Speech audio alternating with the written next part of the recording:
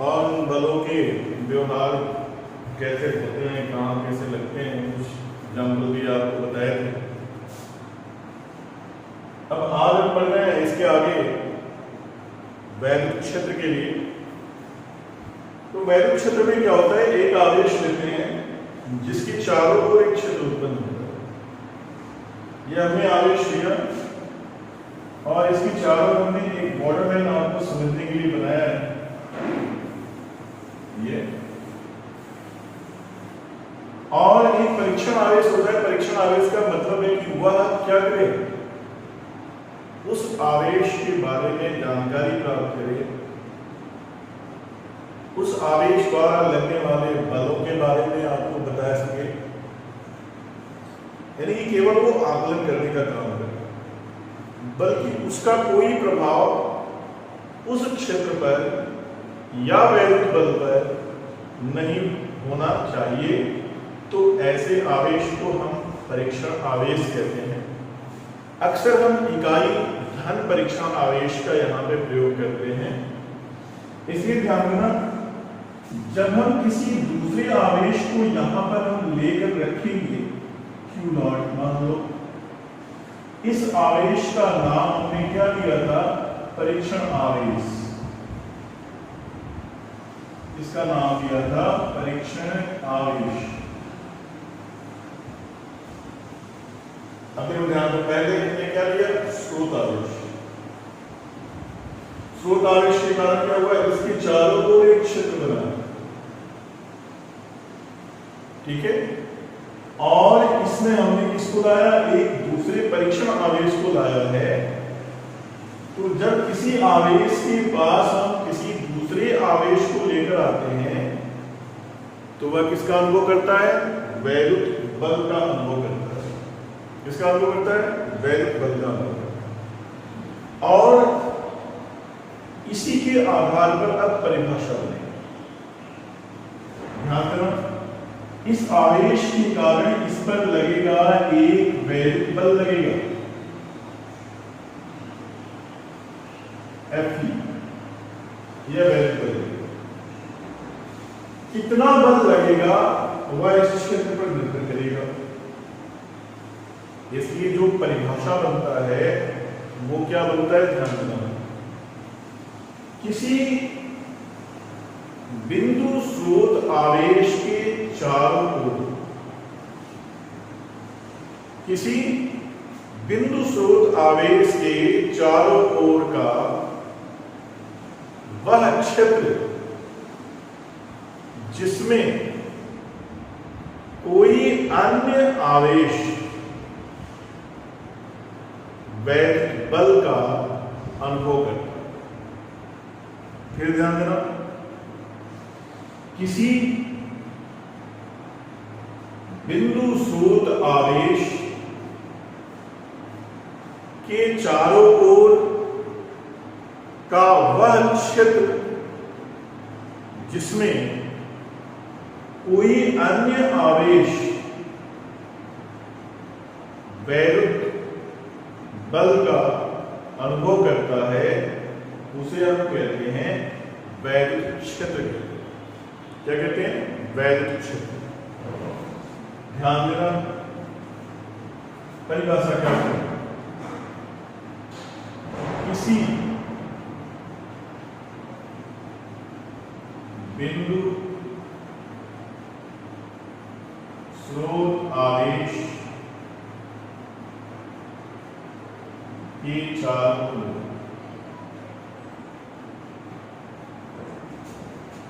का वह क्षेत्र जिसमें कोई अन्य आवेश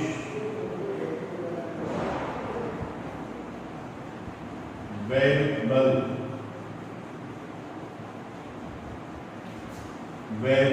का अनुभव करता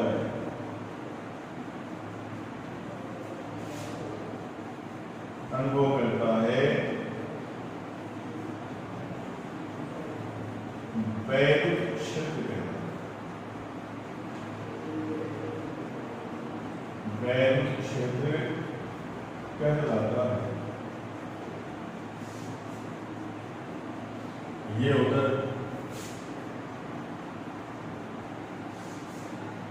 समझ में आइए। अब ध्यान देना, ये वैद्युत क्षेत्र की परिभाषा होगी। वैद्युत क्षेत्र के आधार पर अब ध्यान देना, दिशा इसकी कितनी होगी, यह निर्भर करेगा स्रोत आवेश की प्रकृति पर निर्भर करेगा। इसलिए ध्यान देना,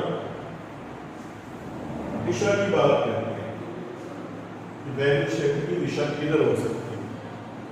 तो आपने पढ़ा है आवेश दो प्रकार के, एक धनावेश और दूसरा आपने पढ़ा है क्या, ऋणावेश। तो धनावेश के कारण वैद्युत क्षेत्र की दिशा किधर होगी और ऋणावेश के कारण वैद्युत क्षेत्र की दिशा किधर होगी, ये हम देखेंगे। ध्यान देना, धन आवेश के कारण धनावेश के कारण वैद्युत क्षेत्र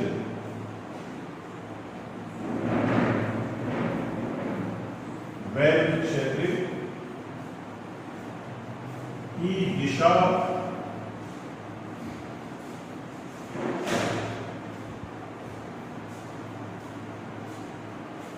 आवेशित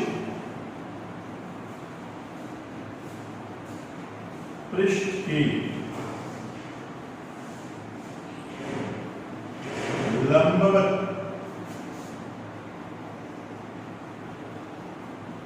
बाहर की ओर होगी।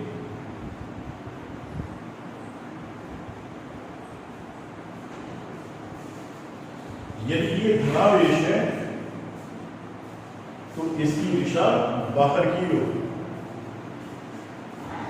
और ध्यान देना, यदि ऋणावेश है तो ठीक उल्टा इसके ऋणावेश के कारण वैद्युत क्षेत्र की दिशा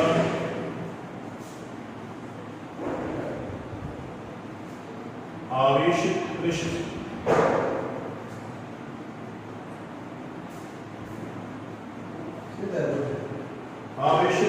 के लंबवत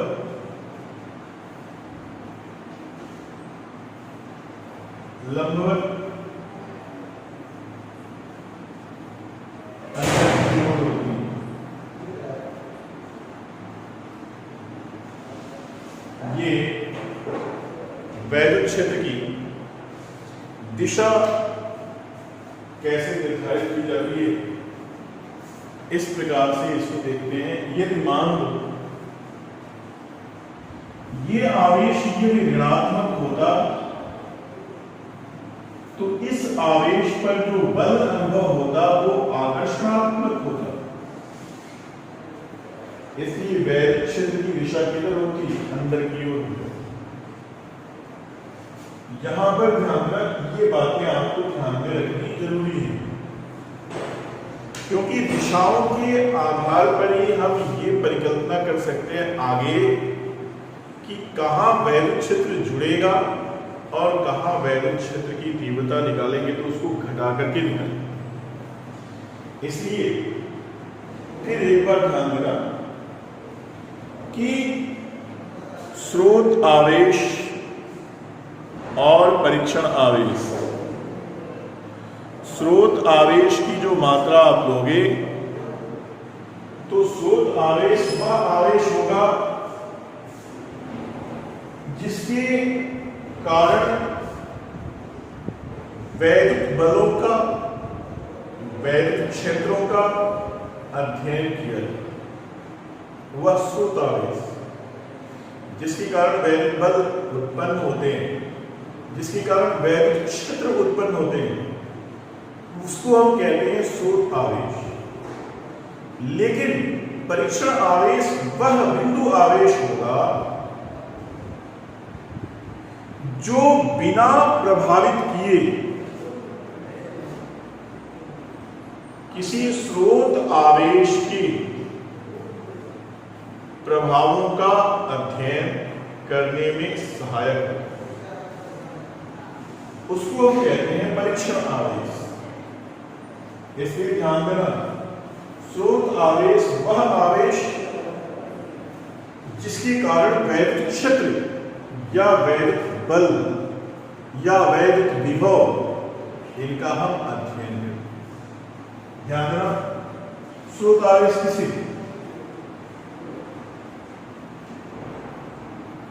स्रोत आवेश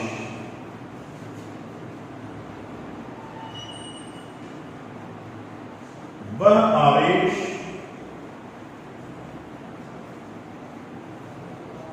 जिसके द्वारा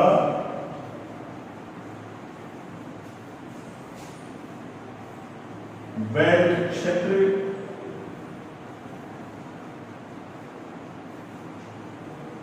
एवं वैद्युत विभव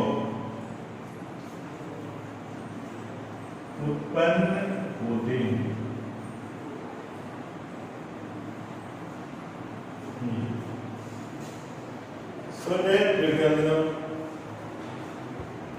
स्रोत आवेश वह आवेश होगा जिसके कारण वैद्युत विभव उत्पन्न होता है।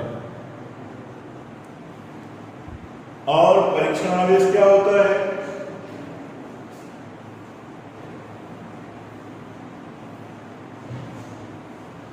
परीक्षण आवेश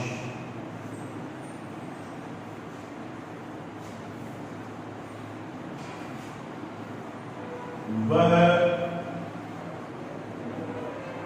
अल्पतम बिंदु आवेश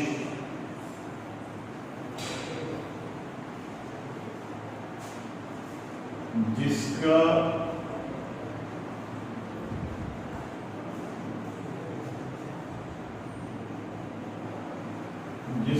स्रोत आवेश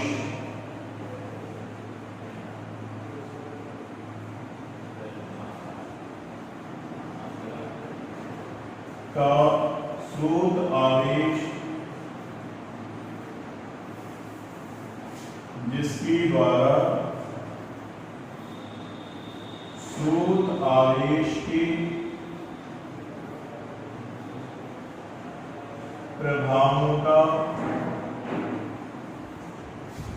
अध्ययन किया जाता है। अध्ययन किया जाता है, किंतु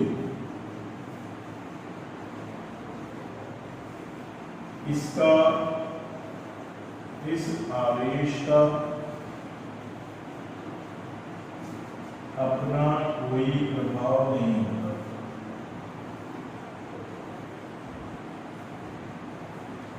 कोई प्रभाव नहीं होता। परीक्षण आवेश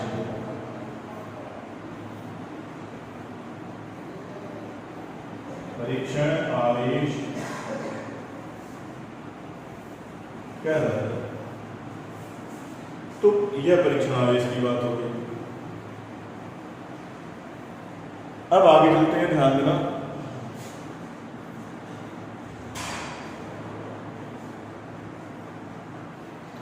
इसके बाद एक बार फिर हम इसको रिवाइज करते हैं। वह बिंदु आवेश जिसके कारण वैद्युत क्षेत्र या वैद्युत विभव उत्पन्न होते हैं उसको हम कहते हैं स्रोत आवेश। और वह अल्पतम आवेश जिसके कारण इस स्रोत आवेश के प्रभावों का अध्ययन किया जाता है, किंतु इसका अपना कोई प्रभाव नहीं होता है, तो ऐसे आवेश को हम कहते हैं परीक्षण आवेश है। अक्सर हम इकाई धन परीक्षण आवेश के रूप में, यानी 1 कूलम के आवेश को ही हम इसमें परीक्षण आवेश के रूप में लेते हैं, लेकिन इसकी मात्रा हो सकती है, लेकिन स्रोत आवेश की मात्रा के सापेक्ष इसकी मात्रा अत्यंत अल्प होती है, इसलिए इसका कोई प्रभाव नहीं पड़ता। अब यदि मान लो इसका प्रभाव पड़ेगा तो क्या होगा? यदि परीक्षण आवेश का भी अपना कोई प्रभाव हो तो यहां पर जो ही परीक्षण आवेश रखोगे तो इसके कारण भी एक क्षेत्र उत्पन्न हो जाएगा। इसलिए जिस परिकल्पना को आप यहां पे साकार करना चाहते हो, जिस वैद्युत क्षेत्र का अध्ययन करना चाहते हो, उसकी सार्थकता नहीं रह जाएगी, बल्कि वह उसमें त्रुटियां उत्पन्न हो जाएंगी उसके अध्ययन में, इस आवेश के कारण जो निकालने के लिए होगी। दोनों का होगा तो दिशा के आधार पर हम उसके वेक्टर एडिशन यानी कि सदिश योग के द्वारा हम उस क्षेत्र को निकालने का कार्य करते हैं। और परीक्षण आवेश रहता है इसलिए हम इसको निकाल सकते हैं आसानी से, क्योंकि इसका अपना कोई प्रभाव नहीं होता। वैद्युत क्षेत्र से कहते हैं किसी वैद्युत स्रोत आवेश, किसी बिंदु स्रोत आवेश के चारों ओर जो क्षेत्र दिया जाएगा, जो बनेगा उसके चारों ओर एक प्रभाव बनेगा उसका, उसमें यदि कोई अन्य आवेश लेकर आया जाएगा तो वह उस आवेश पर या तो आकर्षित करेगा या प्रतिकर्षित करेगा, यानी कि वैद्युत बल आरोपित करेगा, यानी कि परीक्षण आवेश वैद्युत बल का अनुभव करेगा। तो जिस क्षेत्र में वैद्युत बल का अनुभव करेगा उसको हम कहते हैं क्या? वैद्युत क्षेत्र कहते हैं। जैसे आपने गुरुत्वीय क्षेत्र पढ़ा होगा तो आपने पढ़ा होगा किसी पिंड के चारों ओर का वाक क्षेत्र। क्या पढ़ा होगा? किसी पिंड के चारों ओर का वाक क्षेत्र जिसमें किसी अन्य पिंड को लाया जाता है तो क्या होता है? वह एक गुरुत्वाकर्षण बल का अनुभव करता है, गुरुत्वीय बल का अनुभव करता है। तो ऐसे क्षेत्र को हम क्या कहते हैं? गुरुत्वीय क्षेत्र। ठीक वैसे वैद्युत क्षेत्र की परिकल्पना की जाती है कि किसी बिंदु स्रोत आवेश के चारों ओर लिया गया वह क्षेत्र जिसमें किसी अन्य परीक्षण आवेश को लाने पर, किसी अन्य परीक्षण आवेश को लाने पर क्या हो? बोलना, वैद्युत बल का अनुभव करता हो, तो ऐसे क्षेत्र को हम कहते हैं क्या? वैद्युत क्षेत्र कहते हैं। क्या कहते हैं? वैद्युत क्षेत्र कहते हैं। इसलिए यहां पर वैद्युत क्षेत्र की परिभाषा, इसके बाद आते हैं कि इसकी दिशा किधर होगी वैद्युत क्षेत्र। इसमें वैद्युत क्षेत्र की दिशा निर्भर करेगी स्रोत आवेश की प्रकृति पर। वैद्युत क्षेत्र की दिशा हमेशा स्रोत आवेश की प्रकृति पर निर्भर करती है। और ध्यान देना, वह प्रकृति 2 प्रकार की आपने पढ़ी है, एक धनात्मक, दूसरा ऋणात्मक। इसलिए धन आवेश के कारण, चूंकि यह परीक्षण आवेश धनात्मक है, धनात्मक होने के कारण क्या है? धन आवेश होगा तो यह इसको प्रतिकर्षित करेगा बाहर की ओर, इसलिए वैद्युत क्षेत्र की दिशा बाहर की ओर हो जाएगी। और यदि ये ऋणात्मक है तो यह इसको आकर्षित करेगा, आकर्षित करेगा तो बल की दिशा किधर हो जाएगी? अंदर की ओर हो जाएगी। इसलिए यहाँ पर क्या हो जाएगा? पृष्ठ के लंबवत अंदर की ओर हो जाएगा ऋणावेश के कारण, और धनावेश के कारण पृष्ठ के लंबवत क्या हो जाएगा? बाहर की ओर बहिर्मुखी हो जाएगा, एक अंतर्मुखी हो जाएगा। दो परिभाषाएं आपके सामने है, स्रोत आवेश और परीक्षण आवेश। वह आवेश जिसके द्वारा वैद्युत क्षेत्र एवं वैद्युत विभव उत्पन्न होते हैं, स्रोत आवेश होगा। परीक्षण आवेश क्या होगा? वह अल्पतम बिंदु आवेश होगा जिसके कारण स्रोत आवेश के प्रभाव का अध्ययन किया जाए, किंतु इस आवेश का अपना कोई प्रभाव नहीं होता है। इसको हम कहते हैं क्या? परीक्षण आवेश कहते हैं। अब आगे चलते हैं। वैद्युत क्षेत्र 4 प्रकार के होते हैं, नाम आपको ध्यान रखना चाहिए।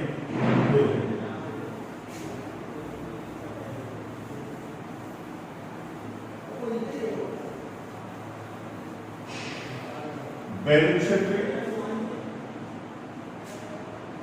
4 प्रकार के।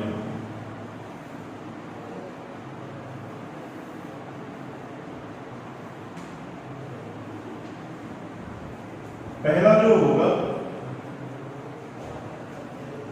वो होता है समरूप वैद्युत क्षेत्र।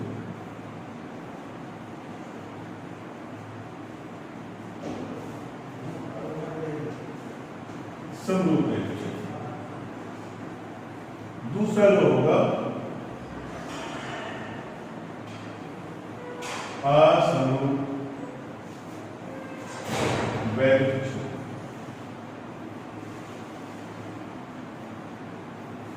तीसरा परिवर्ती।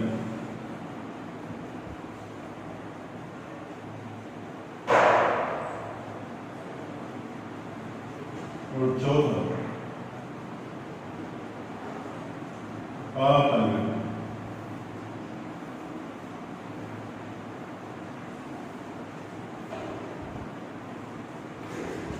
ये चार प्रकार के हमारे सामने क्या आते हैं, क्षेत्र आते हैं।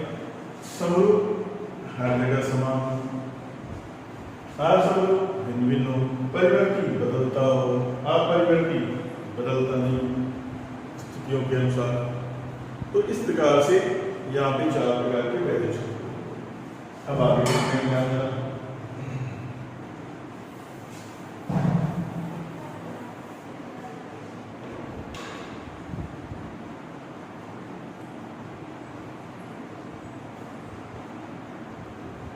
वैद्युत क्षेत्र की तीव्रता।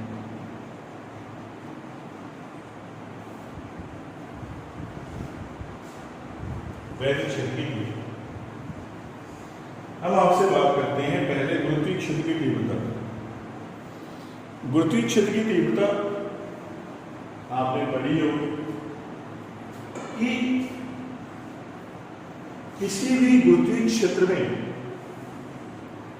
एकांक द्रव्यमान के पिंड को यदि लाया जाता है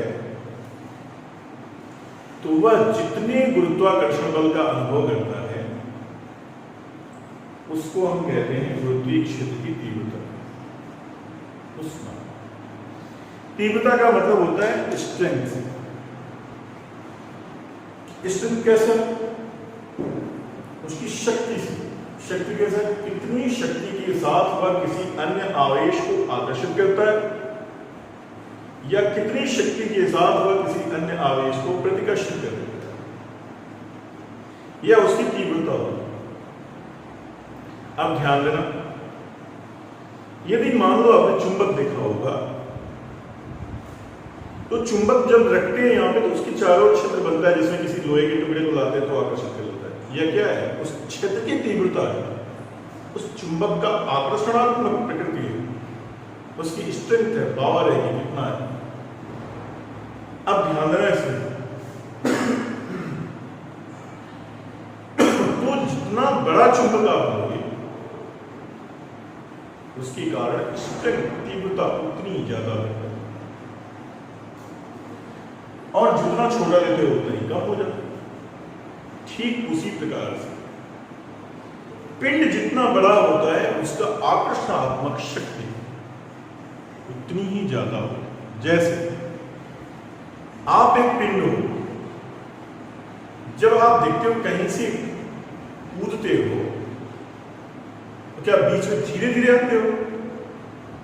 नहीं, क्योंकि पृथ्वी का आकार आपके आकार से बहुत बड़ा है, इसलिए इस पिंड का द्रव्यमान इतना ज्यादा है कि इसके जो आकर्षणात्मक प्रकृति है, आकर्षण बल अपनी ओर लगाएगी, वह आप द्वारा लगाए गए आकर्षण बल से कहीं ज्यादा होगी, इसलिए वो आपको अपनी ओर क्या करती है?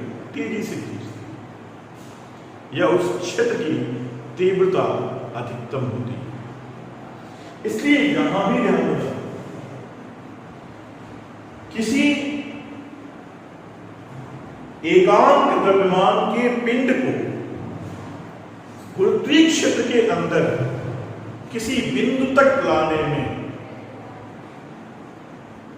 जितना गुरुत्वीय बल कार्य करता है, जितना गुरुत्वीय बल कार्य करता है उसे गुरुत्वीय क्षेत्र की तीव्रता कहते हैं। ध्यान देना, गुरुत्वीय क्षेत्र की तीव्रता, सार्वत्रिक गुरुत्वाकर्षण आपने पढ़ा होगा, इसलिए हम वहां से ले रहे हैं क्योंकि उसी पर डिपेंडेंट ये है। इसलिए यहां यदि ये परिस्रोत आवेश हमने रखा प्लस Q, हमने बताया था ये स्रोत आवेश, तो स्रोत आवेश इसके चारों ओर क्या होगा, वैद्युत क्षेत्र उत्पन्न होगा। अब जो वैद्युत क्षेत्र उत्पन्न होगा इसमें हम किसी परीक्षण आवेश को लेकर आएंगे। कहां से लाएंगे, कहीं से भी, अनंत से लेकर आ सकते हैं, किसी अन्य दूरी से लेकर आ सकते हैं, लेकिन लाना कहां है, वैद्युत क्षेत्र के अंदर लाना है। कहां लाना है, किसी बिंदु तक लाना है। इसलिए यहां ध्यान देना, इकाई धन परीक्षण आवेश को, किसको, इकाई धन परीक्षण आवेश को वैद्युत क्षेत्र के अंदर किसी बिंदु तक लाने में, किसी बिंदु तक लाने में क्या बोला, जितने वैद्युत बल का, कूलाम बल का वह अनुभव करता है, उसे उस बिंदु पर वैद्युत क्षेत्र की तीव्रता है। ध्यान देना, अब हम जब कहीं से किसी आवेश को यहां पर लेकर आते हैं, किससे, स्रोत आवेश से r दूरी पर, तो इस स्रोत आवेश के कारण इस परीक्षण आवेश पर एक वैद्युत बल लगता है। धनावेश से वैद्युत की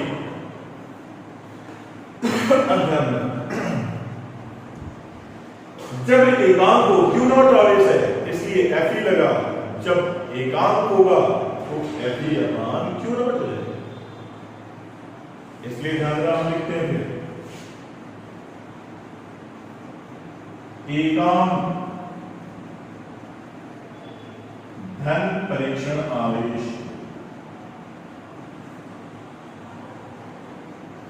परीक्षण आवेश को वैद्युत क्षेत्र के अंदर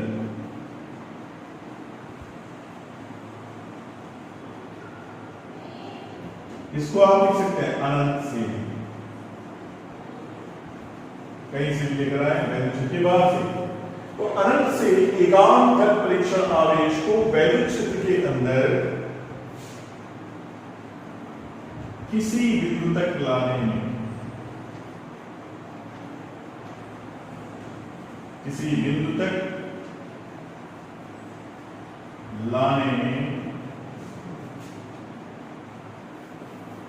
लाने पर जितना कूलाम बल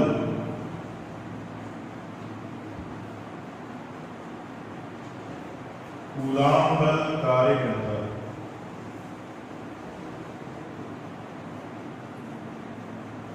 उसे उस बिंदु पर क्या कहते हैं, वैद्युत क्षेत्र की तीव्रता है। वैद्युत क्षेत्र की तीव्रता कहते हैं, ये ध्यान रखना। किसी इकाई धन परीक्षण आवेश को अनंत से वैद्युत क्षेत्र के अंदर किसी बिंदु तक लाने पर जितना कूलाम बल कार्य करता है, उसे उस बिंदु पर वैद्युत क्षेत्र की तीव्रता कहते हैं। इसे वेक्टर ई से प्रदर्शित करें।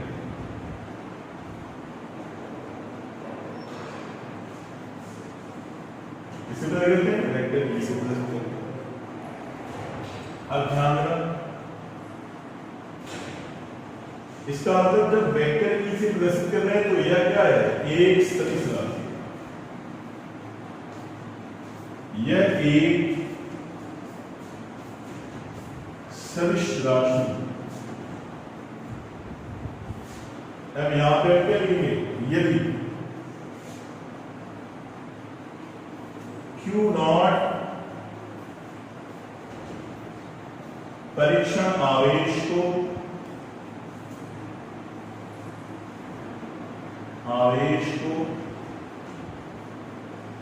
अनंत से वैद्युत क्षेत्र में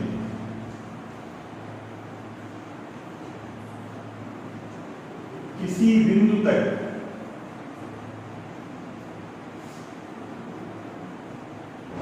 लाने पर कार्यरत कूलॉम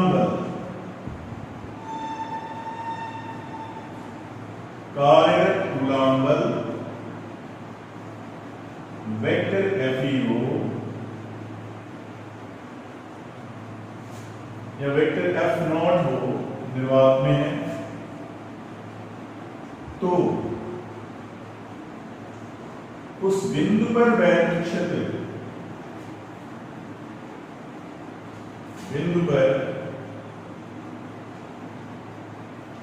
वैद्युत क्षेत्र सदिश